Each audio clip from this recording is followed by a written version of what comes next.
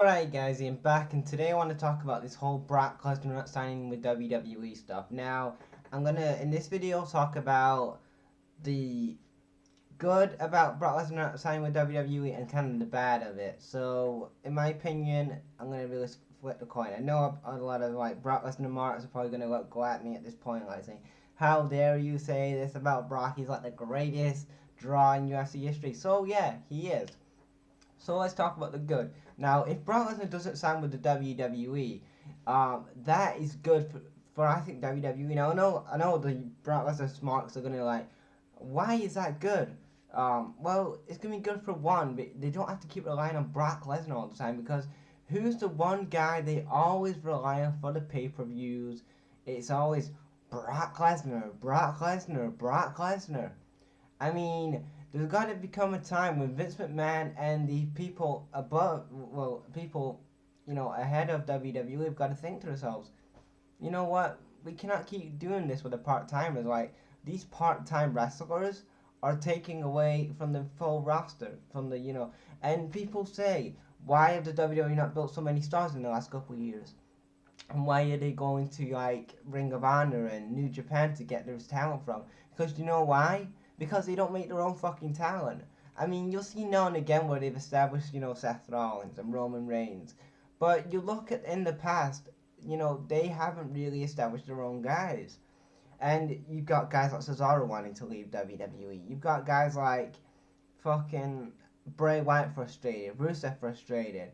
I cannot remember anybody else, but you've got so many guys frustrated on that full time roster with these fucking part times hogging spots and fucking segments and storylines.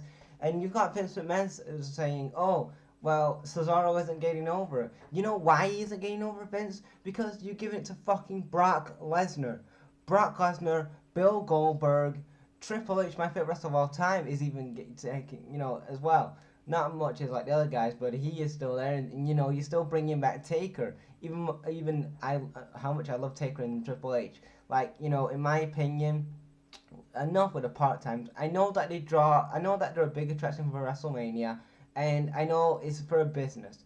But with the name WrestleMania, SummerSlam, Survivor Series, that should them names and big four names should actually draw themselves because they're big four names and they've been going for at least like more than 2 decades now. All of those four pay-per-views together, and they don't need to. They shouldn't keep relying on Brock Lesnar, Triple H, Undertaker, Goldberg, Rock. Yeah, I was gonna say Austin, but Austin doesn't really appear on WWE TV that much anymore.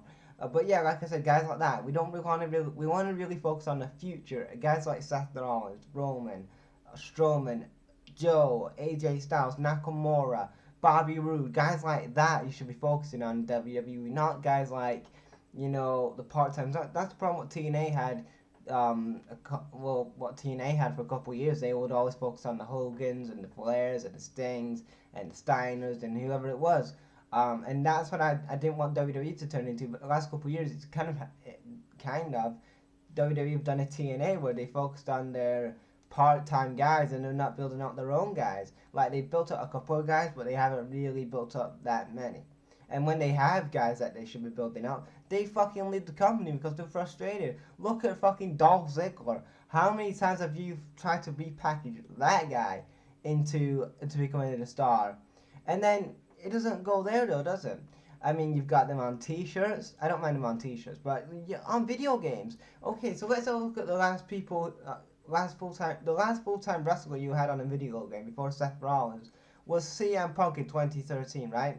2013 was the last full time wrestler you had on a video game before 2K18.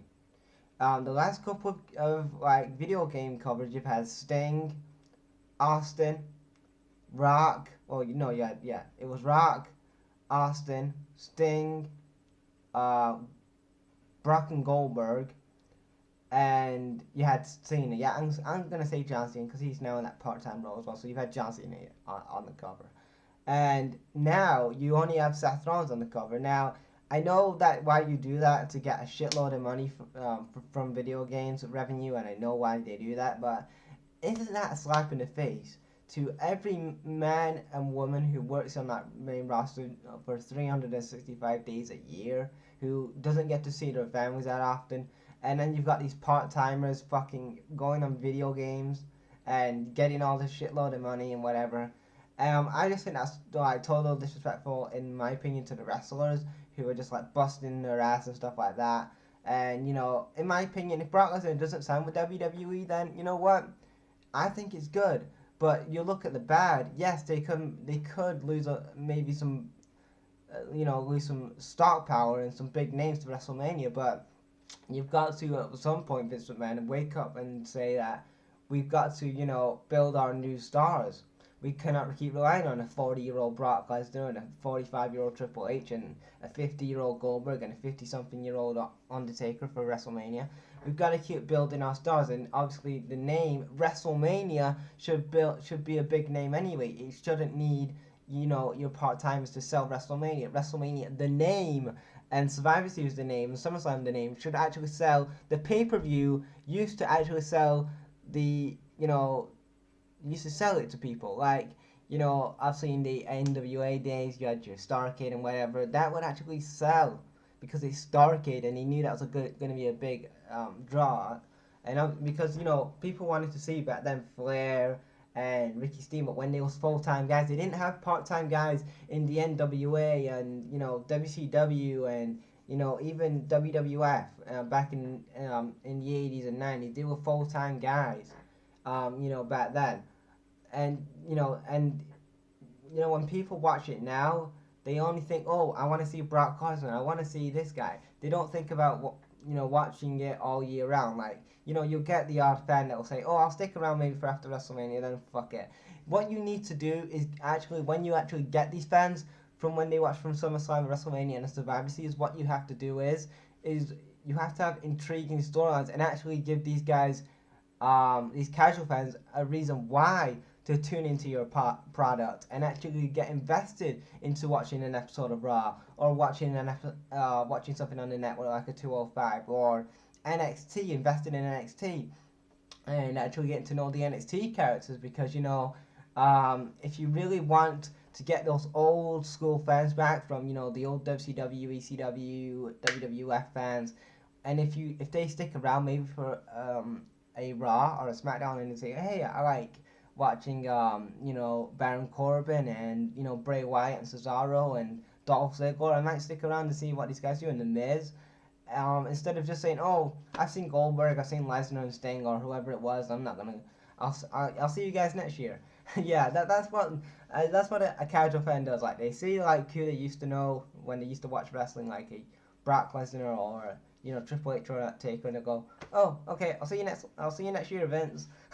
That is what a casual fan will say. They want to, but the WWE's got to really, get the fans invested into deep storylines, and they've got to have, really good storylines, and they've got to really build around the full-time wrestlers. They cannot keep relying on the part-time wrestlers.